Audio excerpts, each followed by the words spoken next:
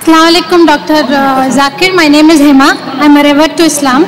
First of all, I have been in Dubai for 18 years. It's the first time that I've heard the true meaning of jihad. I mean, I must say most of the Muslims don't know. I'm sorry. My question is there a limit, an upper limit or an extent mentioned in Quran that you can go to in order to fulfill your jihad? Sister mashallah accepted Islam, the religion of peace, and I welcome her and congratulate her. Thank you.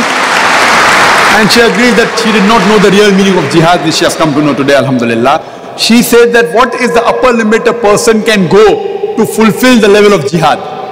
Sister, the best jihad, highest level, is jihad against your own self. Jihad fi nafs. Highest level.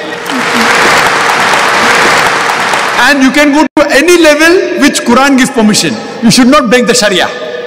Whatever you can go the highest level, but within the purview of the Islamic Sharia. You can't go outside the purview of the Islamic Sharia. So the best jihad is jihad against your own nafs. And for example, we have the example in the life of Muhammad sallallahu alaihi wasallam, Prophet Muhammad sallallahu alaihi wasallam. You have the revelations at the time which was revealed during the time of Makkah, called as Makki surahs. We have the examples of Madni surahs. The major difference is Makki surahs are more talking about Iman and strengthening, etc. And the Madni surah, how to establish the deen, Aqamat al-Deen, about jihad. We know that in Medina, when the Muslims became more powerful compared to before, there was war, etc., talking about jihad, etc., talking about the qital, fighting of war. But the jihad that was done at the time of Makkah, when the mushriks of Makkah, when they tortured and killed many of the Muslims, there were people who could fight, like Hazrat Hamza, may Allah be pleased with him, Hazrat Umar, may Allah be pleased with him. They wanted to retaliate. They were warriors. But the Prophet said, do sabr. Sabr was the jihad. If you have the power to fight back and you hit back, it is good. If you have the power to hit back and you're told to do sabr and you don't hit back, that is a higher level of jihad.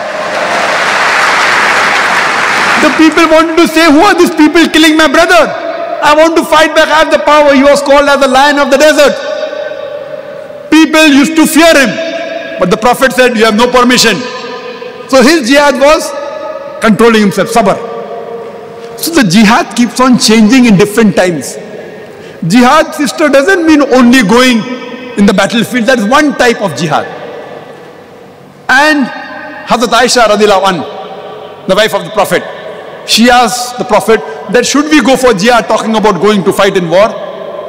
Prophet said, it's mentioned in Sahih Bukhari, point number 4, hadith number 2784. The Prophet said, the best jihad for you is to perform a perfect Hajj.